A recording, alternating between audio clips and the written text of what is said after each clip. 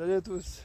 On est le mardi 29 octobre 2024. Oui, ça passe. On finit bientôt le mois d'octobre. Attention, attention. Donc voilà, c'est la fin du mois. Ça veut dire on va commencer à faire le bilan du mois, des différents objectifs qu'on a fait en début du mois, voir quelles sont les choses à améliorer, quelles sont les choses à modifier, quelles sont les choses à supprimer et voir l'évolution, qu'est-ce qu'on a atteint, qu'est-ce qu'on a surpassé, qu'est-ce qu'on a pas atteint, où on était presque au fur et à mesure. Donc voilà, on voit il y a des choses à recadrer. Donc voilà, ça nous permet aussi de voir au fur et à mesure les petites réussites. Ça nous a permis au fur et à mesure de nous approcher de nos objectifs. Donc voilà, je dis bien objectif, pourquoi? Parce que ça c'est la différence entre un fantasme qui devient un rêve, qui devient un projet, qui devient un objectif. Et étape par étape, on réalise vraiment qu'un rêve devient réalité. Donc voilà. Donc, effectivement, le temps est précieux.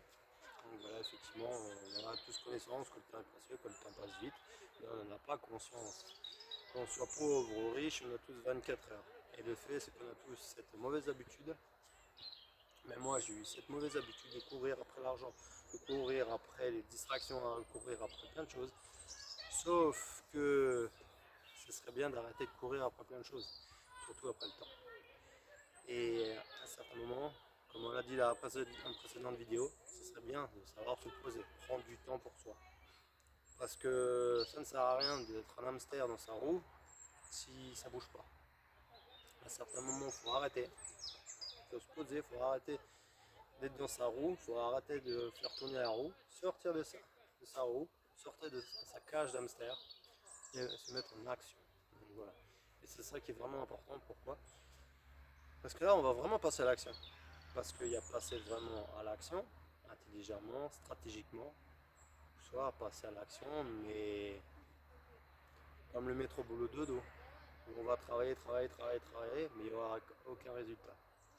Et c'est ça la différence entre des personnes qui vont travailler dur pendant toute leur vie, mais qui n'auront ce ressenti d'aucune satisfaction, d'aucune reconnaissance de leur vie, et des gens, justement, ils vont travailler plus méticuleusement, plus intelligemment. Ils vont mettre des stratégies, plus ça, ils vont mettre des méthodes en place pour avancer étape par étape, pour obtenir vraiment ce qui est important pour eux. Donc justement, c'est ça la différence entre être un hamster et sortir de sa cage d'hamster. Je vous prends l'exemple, un mineur, les années 50 ou même avant, il y en a encore aujourd'hui, qui fait entre 12 ou 16 heures par jour. Effectivement, il travaille dur, il travaille même très dur. Ses conditions de travail sont exécrables. Effectivement, il travaille.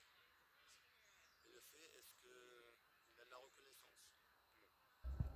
Par contre, une personne qui est financièrement libre, qui peut se permettre vraiment de voyager le tour du monde, qui a des reconnaissances d'un peu partout, qui a une famille heureuse, parce que effectivement nous avons aussi la croyance que d'être libre financièrement nous ne sommes pas heureux. C'est une croyance erronée. Nous pouvons être libres financièrement, nous pouvons être confortablement très bien, et nous pouvons être très bien aussi.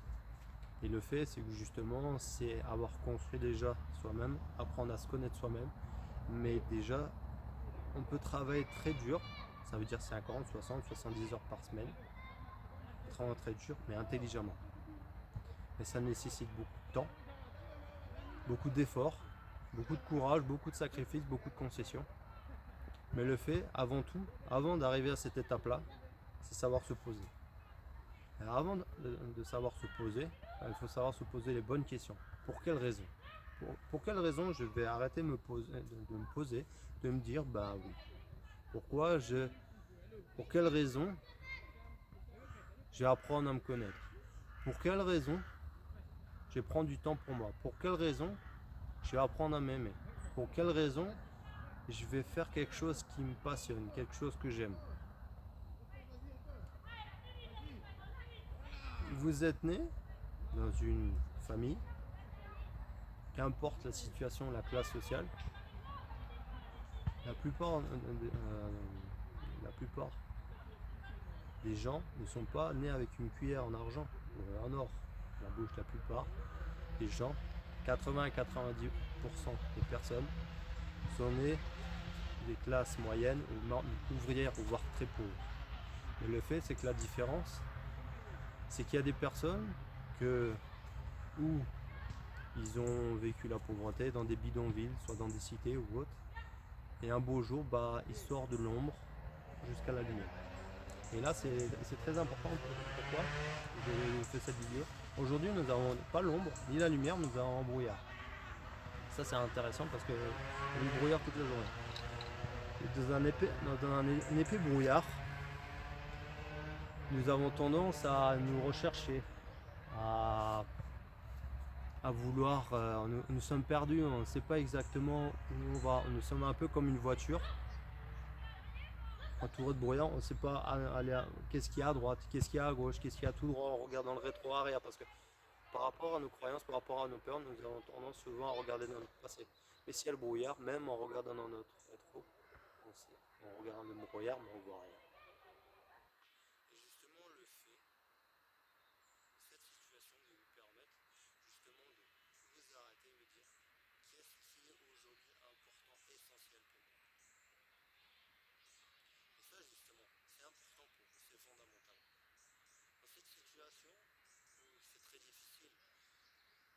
Ou auquel on a une société où il y a toujours eu des difficultés, même il y a 10 ans, 20 ans, 50 ans en arrière, et où les 50 prochaines années, ça sera aussi difficile. Il y aura d'autres problématiques, d'autres difficultés à affronter.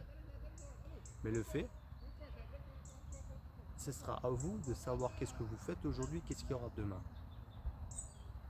Mais avant tout ça, c'est de savoir qu'est-ce qui est important pour vous. Quand nous avons des enfants, pour ceux qui en ont, ce qui importe le plus, c'est les enfants. Si nous n'avons pas d'enfants, qu'est-ce qui importe le plus? Nos parents, soit nos frères et sœurs, soit notre copain, notre copine, soit des amis. Voilà. Mais nous passons toujours en dernier. Certes, généralement, on va s'accorder du temps, à se faire plaisir, des petites activités, on va s'accorder à un sport, une activité physique. Soit on va s'accorder une petite activité bowling ou faire un instrument ou autre. Et ça c'est très bien, ou faire une formation, apprendre une nouvelle langue, ou lire un livre, ou enrichir ses connaissances, c'est très bien. Mais le fait, ce qui est aussi très important, c'est plus vous prendrez du temps à vous connaître, à vous aimer, et vous prendrez la décision d'enlever le tapis, comme je l'ai dit précédemment dans la dernière vidéo, d'enlever la poussière et d'aller gratter au fur et à mesure effectivement vos blessures, vos doutes, vos peurs conscientes mais aussi inconscientes, et le fait de vos blocages, de vos croyances, de vos conditionnements souvent erronés et de vos pensées, dont la plupart, sachez que entre 60 et 65 000 pensées vous avez, donc 80% sont négatives, vous ressassez constamment, même avant d'aller vous coucher. Donc il serait temps que vous arrêtez ces schémas, vous redirigez plus vers des pensées constructives qui vous permettent d'avoir ce que vous voulez véritablement. Mais avant d'avoir obtenu tout ça, il est essentiel, vraiment essentiel, de construire vraiment votre petite bulle. Qu'est-ce que j'appelle une petite bulle? Pour ceux qui ont vu ou lu Harry Potter, c'est comme la bulle de protection. C'était avec les prisonniers d'Azkaban, c'est d'avoir une bulle de protection. Donc il fait son sort, bon bref, je ne vais pas vous dire le sortilège, je sais plus. Mais le fait, les détraqueurs, quand ils arrivent sur lui, au début ils ne connaissaient pas ce sortilège. Qu'est-ce qui s'est passé? le détraqueur l'a pompé de tous ses sentiments, de toutes ses émotions. Il a aspiré toutes ces émotions joyeuses, du bonheur qui était en lui, en laissant de la peur, de la souffrance. C'est comme s'il n'y avait plus de bonheur. Et justement, en apprenant ce sortilège, ça lui a permis d'avoir une bulle de protection. Et le fait de cet exemple, je peux vous en citer d'autres, mais c'est celui-là qui me vient à l'instant, c'est de vous protéger contre toutes les influences extérieures. Donc déjà vos pensées négatives, parce que effectivement vous pouvez avoir des pensées négatives à travers de votre entourage et de l'environnement extérieur. C'est une grande influence, effectivement, donc ça vous permet. Mais c'est ce qui est aussi important, c'est votre environnement interne. Et c'est ça qui est essentiel. Mais vraiment la phase, c'est vous protéger de l'entourage et de votre environnement extérieur. Parce qu'une fois que vous êtes protégé de l'entourage et de l'environnement extérieur, il va falloir que vous vous protégez à l'intérieur par rapport à vos croyances, de vos conditionnements et de toutes vos expériences, de toutes vos blessures, de tous vos blocages qui ont fait que ah bah tiens non ça fait mal. Et au fur et à mesure de gratter, de se dire bah oui. Et au fur et à mesure de travailler tout ça sur des émotions positives, de ressentir vraiment ce qui compte, c'est ça qui va vous faire permettre d'avancer. Et étape par étape, d'avoir une nouvelle vision, d'avoir une meilleure valeur de vous-même, de donner un sens à votre vie. Ça vous permet étape par étape, jour après jour, d'avoir confiance en vous, d'avoir une meilleure estime de vous-même. Effectivement, ça vient pas du jour au lendemain. Parce que là, je vous parle, c'est comme une personne qui prépare le marathon. Et je vous parle pas d'un marathon qui dure 42 km. Je vous donnerais plutôt l'image d'un Ironman. Ce serait plutôt où vous vous préparez à faire 80 km à la course à pied. Après faire un peu plus de 180 km à vélo.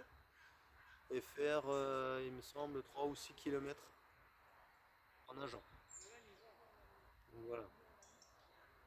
Et ça, c'est votre vie à peu près. Soit gravir l'Everest, faire les 7 sommets du monde, faire la traversée de la Manche, faire le tour du monde, des choses comme ça, mais vraiment affronter ça parce que ça c'est vraiment c'est vous-même. Parce que à côté de tout ça, toutes ces expériences où je viens de vous donner une comparaison, traverser, apprendre à vous connaître, c'est un peu ça en fait.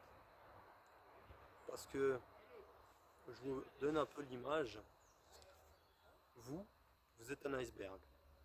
Vous connaissez tous l'image du Titanic, grand, fort, où on le croyait insubmersible. Un iceberg, on ne voit que 20% au-dessus de la mer, au-dessus de l'océan. Généralement c'est l'océan, c'est pas la mer, mais bon, bref. Mais le plus gros est immergé. Donc vous avez ça, vous voyez à la surface, et vous avez ça, et c'est 80% qui est en dessous. Et les 20%, c'est votre conscient. Les 80%, c'est votre inconscient. Pour travailler sur votre inconscient, pour que vous appreniez sur vous et prenez du temps sur vous.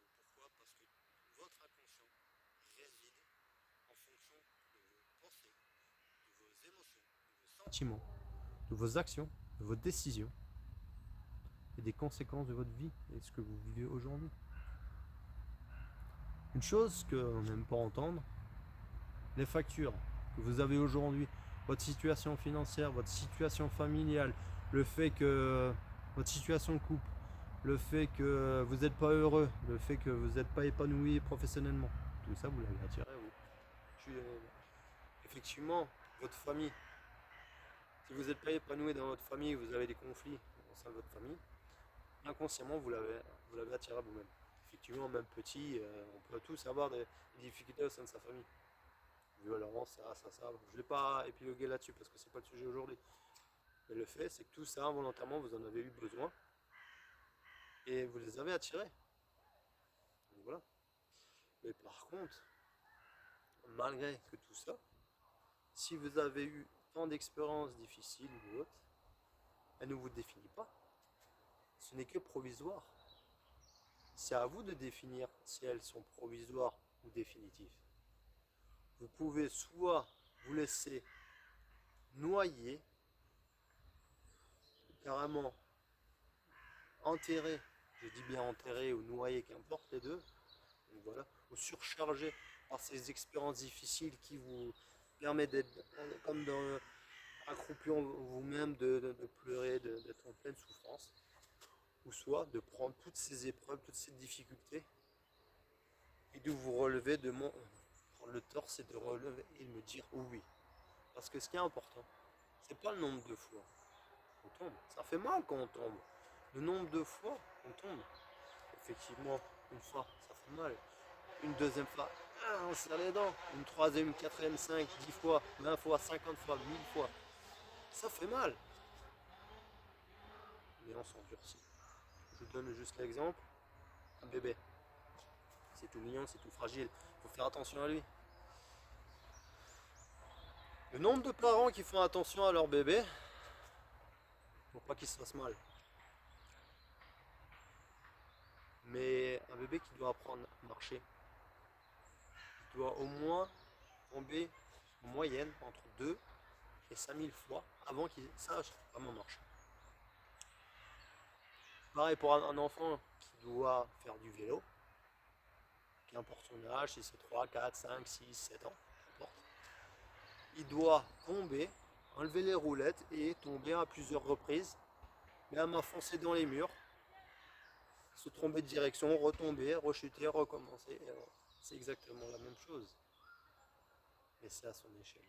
Et quand nous avons atteint l'âge d'être adulte, nous avons des difficultés plus dures, mais aussi qui nous permettent de... Donc voilà, c'est pas la première. Donc on tombe, on se relève. On a appris déjà ça déjà très jeune. Mais le fait, c'est que c'est pas parce que on va tomber une fois qu'il faut rester à terre. C'est qu'il faut se relever. On avait à peine un an, on savait déjà qu'il fallait se relever. On n'avait pas de croyance, on n'avait pas de conditionnement, on n'avait pas ça. C'était naturel. Même les animaux de la nature, chien, chat, lion, girafe, voilà, ils tombent, ils se relèvent. Ils savent pas marcher, ils se relèvent. Nous, on est capable de faire pareil. Ça fait mal, ok, on se relève. Si on a du mal à marcher pendant une journée, machin, non. Ça, c'est vos croyances, c'est pas ce qu'on vous a dit, tu n'y arriveras pas. La plupart, la plupart des personnes, parce que vous vous laissez influencer par des personnes qui vous disent que vous n'y arriverez pas. Vos rêves, ce qui est malheureux, c'est que vous avez, quand vous êtes enfant, quand vous avez 4, 5, 6, 7 ans, à peu près dans cet âge-là, vous avez des rêves plein la tête. Vous dites, ah mais j'aimerais être, pour les garçons, pompier, genre policier, astronaute si vous voulez, je vais vraiment à l'extrême. Et pour les petites filles, je vais être ça, machin. Moi, j'ai pas de modèle, moi, faire, je sais pas, aux princesses si vous voulez, donc voilà.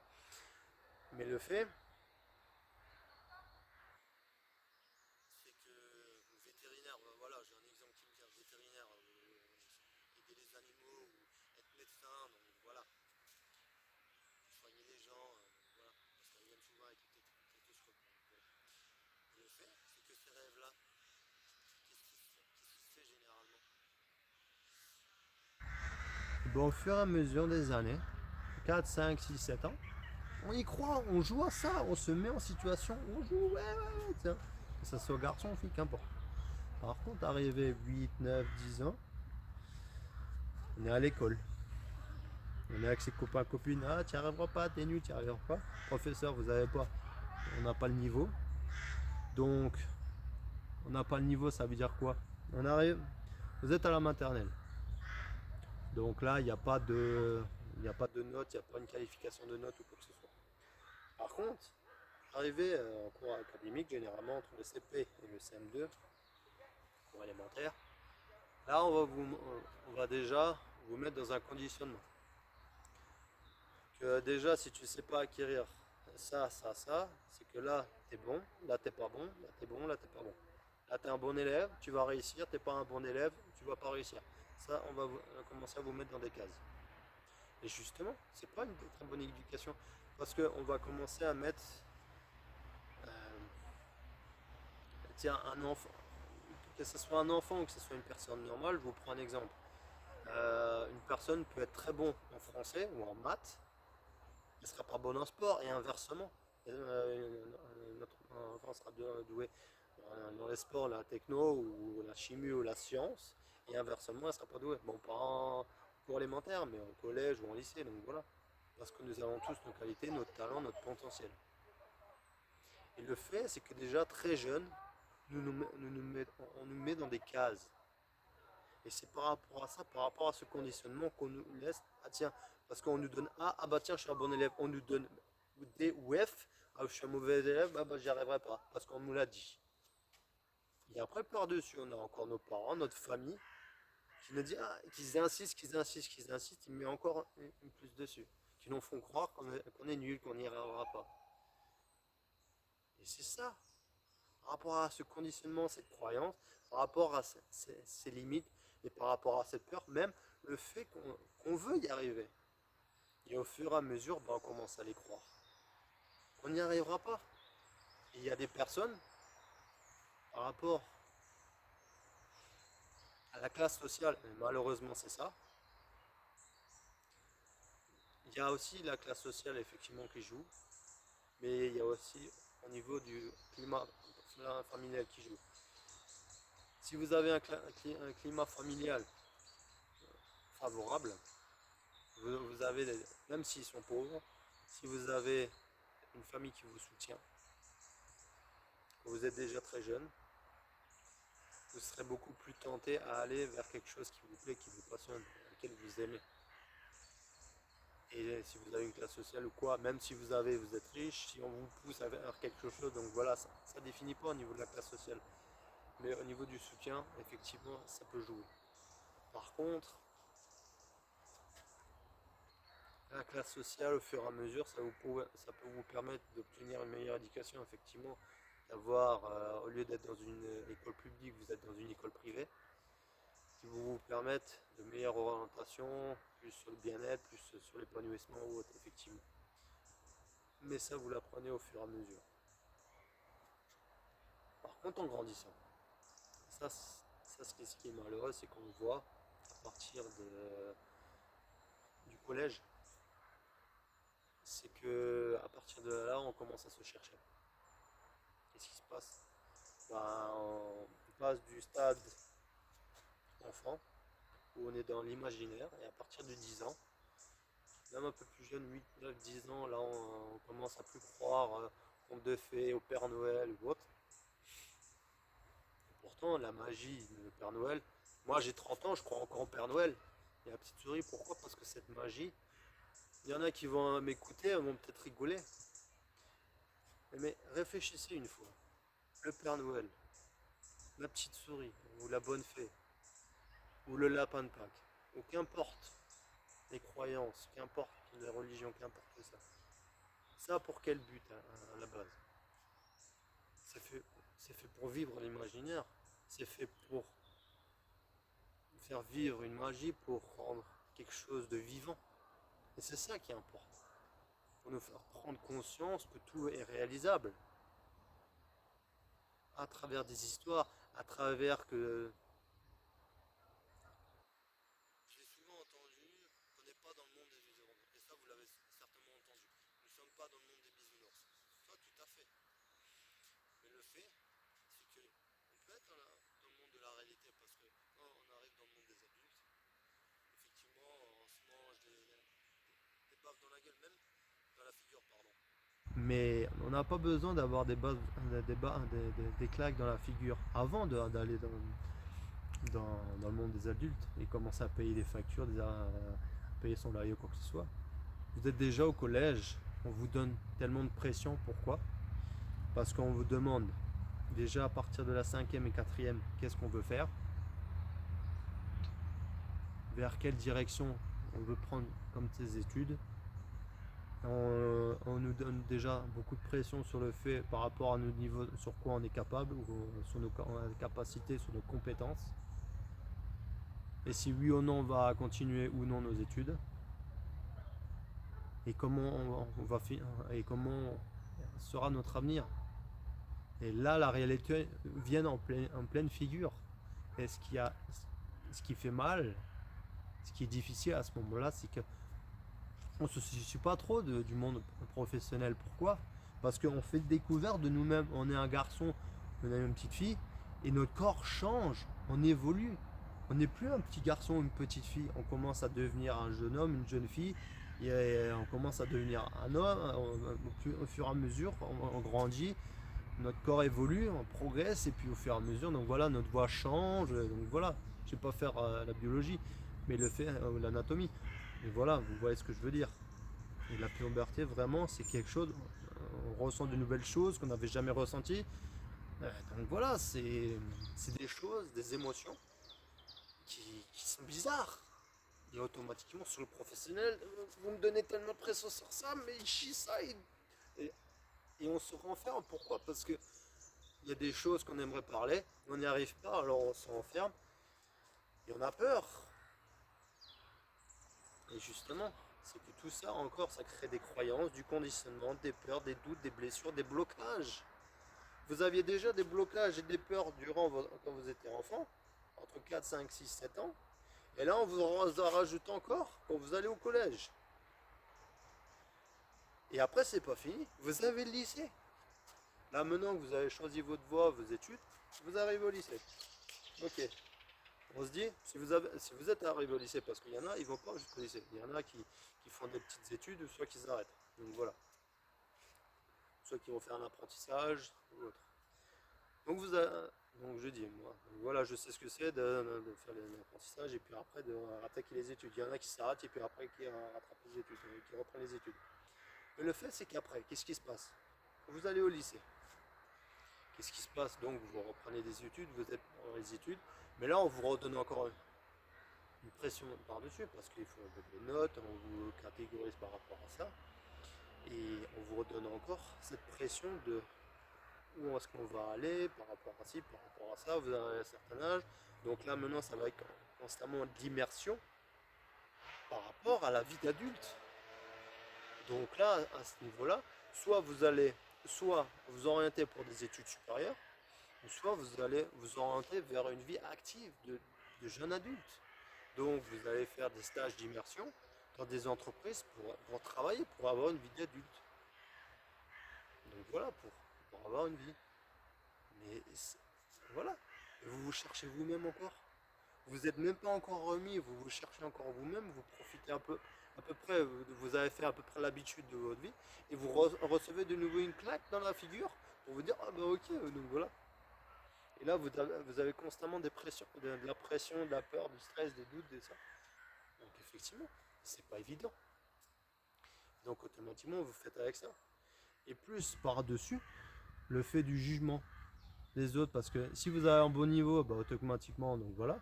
Parce qu'il y en a qui vont jalouser, ils vont vous juger parce que vous avez un très bon niveau. Mais dans le sens contraire, si vous n'êtes pas bon, on va vous juger parce qu'automatiquement, donc voilà. Et on ne peut pas être bon partout. Il y en a, ils ont la chance, l'opportunité d'être bon partout. Je parle scolaire, académique. Donc ils ont la chance d'être accompagnés ou quoi que ce soit. Mais vraiment d'être vraiment bon partout, non. Parce qu'il y a des endroits où on aura des lacunes, on ne pourra pas tout connaître. Donc voilà, on n'aura pas toutes les compétences de tout connaître. Donc voilà. Même si vous avez le QI d'Einstein, ou même plus grand, qu'importe, vous aurez toujours quelque chose à apprendre. Et c'est ça à partir de ce moment-là, ou du moment là où vous apprenez ça, donc il faudra encore, vous aurez encore des peurs, des croyances, des doutes.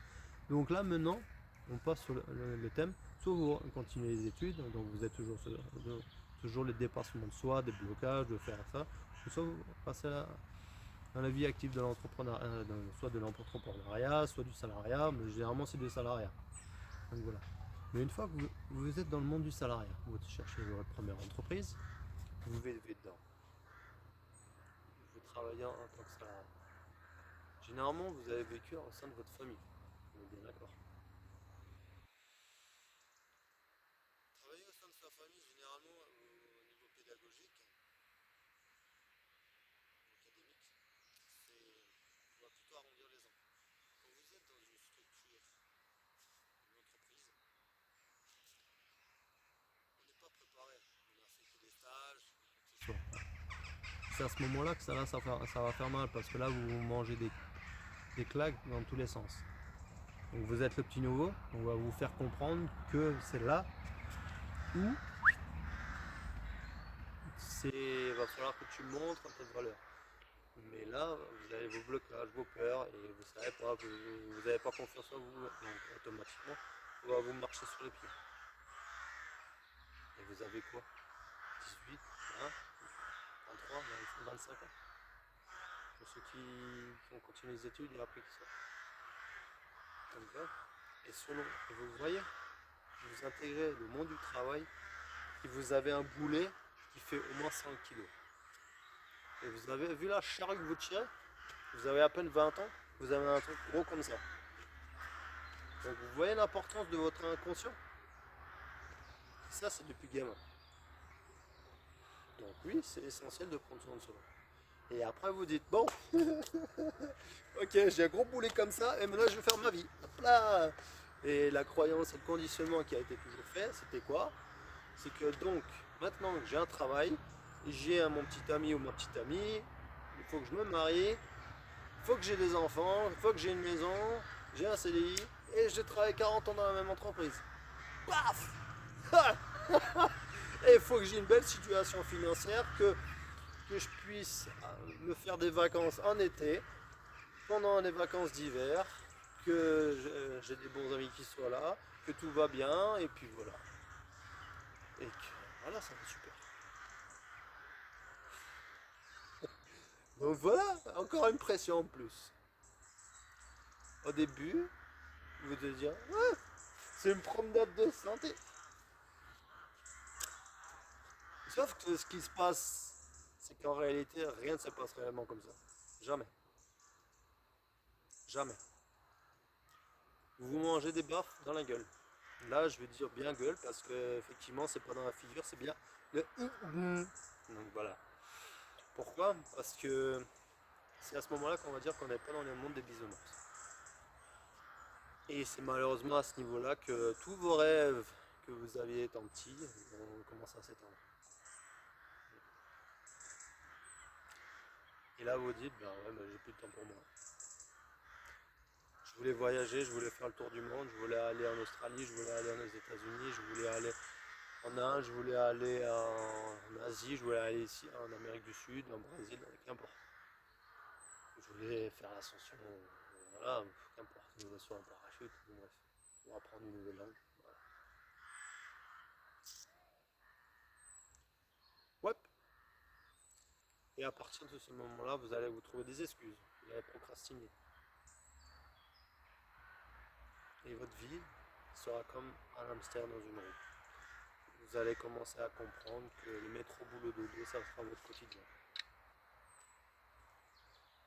Je suis dur avec vous, mais c'est ça la dure réalité, parce qu'au début, bah, ça sera ça votre réalité, parce que on vous aura conditionné pendant plus de 20, 25 ans à faire ça.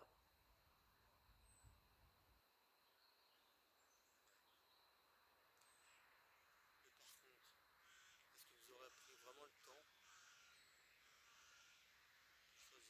de choisir ce que vous aurez voulu faire? Jamais. C'est pourquoi il est essentiel, à partir de ce moment-là, quand vous aurez fait tout, vous aurez pris recul sur toutes vos années et de se dire merde, maintenant, stop, je prends du temps pour moi. Et je décide de faire ce que j'ai toujours voulu faire. Ça demande beaucoup de courage, beaucoup de sacrifices, un engagement et une volonté hors pair. Mais ça en vaut le coup. La plupart de ceux qui m'écouteront là, 90% d'entre vous, vous le ferez jamais. Pourquoi? Parce que travailler sur soi, ça fait trop mal. Ça fait trop souffrir. Et c'est véridique. Et encore, je dis 90%. Je dirais plutôt 95%. Travailler sur soi, ça veut dire travailler sur ses émotions, travailler sur ses expériences difficiles qu'on a travaillées. Travailler sur ses sentiments, travailler sur ses épreuves. Ce qui nous fait mal au fond de nous. Les ressentis qu'on réprime pendant des années. Et c'est ça qui fait mal. Donc oui, une grande majorité de vous ne feront jamais ça. Parce que juste à l'idée de repenser à cette épreuve, une personne qui est partie, le fait d'avoir été humiliée, d'avoir été rejetée ou autre, jamais. Et justement, c'est de revivre, d'aller là-dedans, de creuser. C'est ça qui va vous permettre de chercher ce qui est important.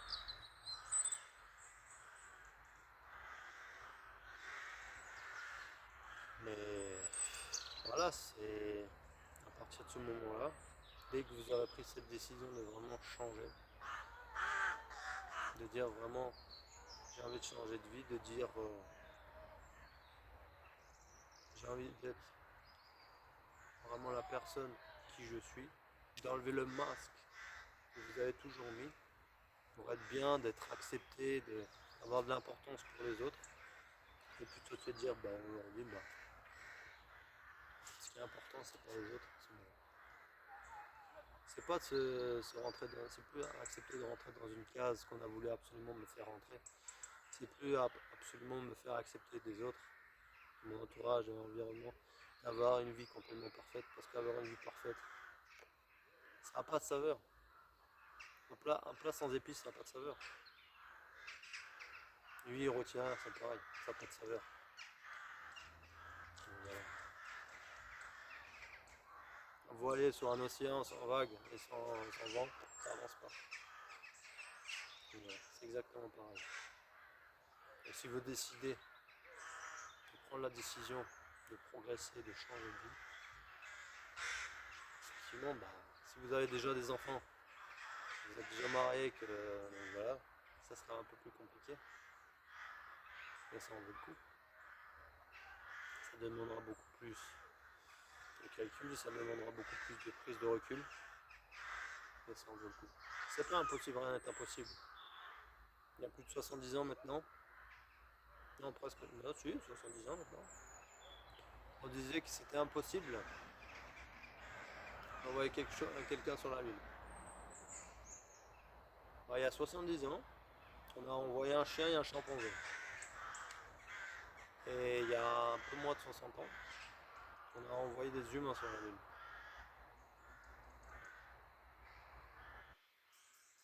Et là maintenant, il y a quelqu'un qui a des projets d'envoyer des. On a plein de satellites, on a plus de 6000 autour de nous. On était plutôt.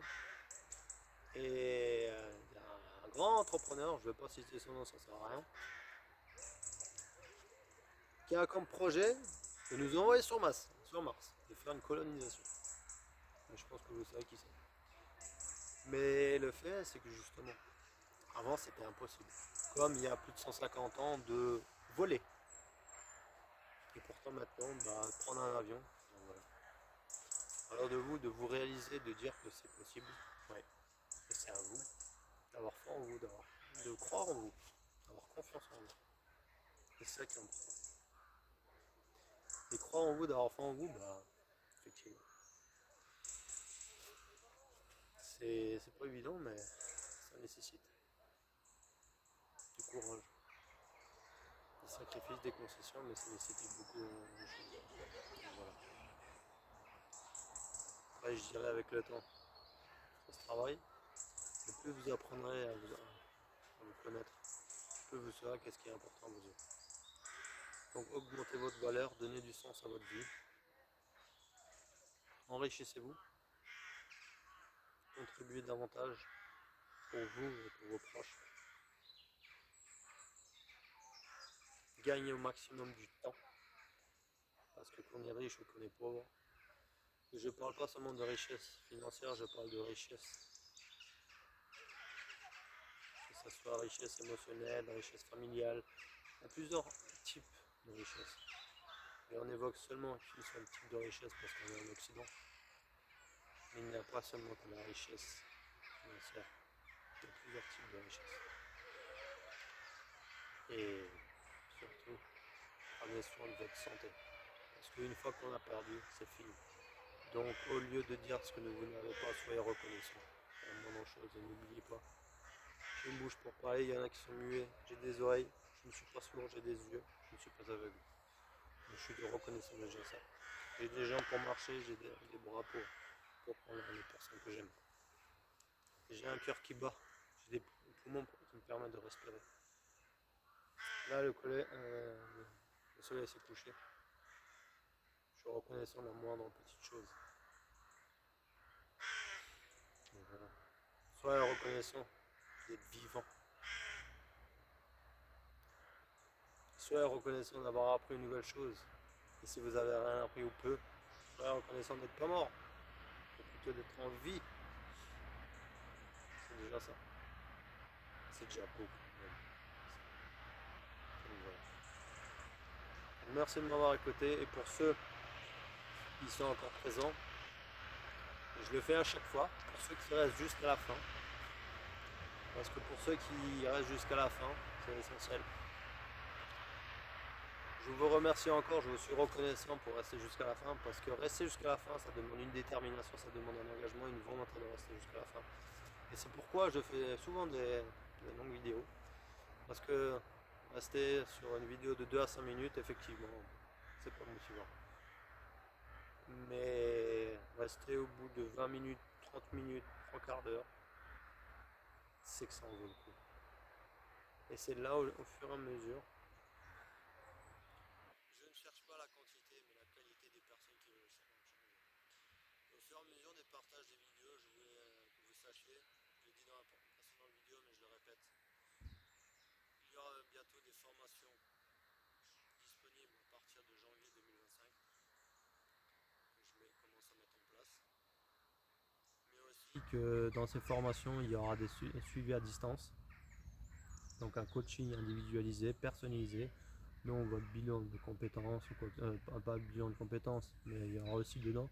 Mais d'abord, avant le bilan de compétences, ça sera votre bilan personnalisé pour savoir comment vous êtes et des exercices à appliquer. Parce que vous aurez des modules de formation, mais des petits modules de vidéos qui dureront pas 30 minutes, 3 quarts d'heure, il y en aura qui dureront cette durée. Mais le fait, c'est que chaque vidéo aura chaque fois des exercices à appliquer. Vous pourrez revisionner toutes les vidéos autant de fois que vous voulez. Mais l'importance, c'est, moi j'ai fait souvent l'erreur d'accumuler les formations, de lire des livres, mais sans passer à l'action. Donc moi ce que je vous incite vraiment, c'est que le jour où vous prendrez quoi que ce soit, ne vous fixez pas à vouloir vraiment regarder toutes les vidéos. Non. Même si vous avez accès à toutes les vidéos, selon votre abonnement, selon ce que vous souhaitez, ce qui est vraiment important, c'est que vous pratiquez.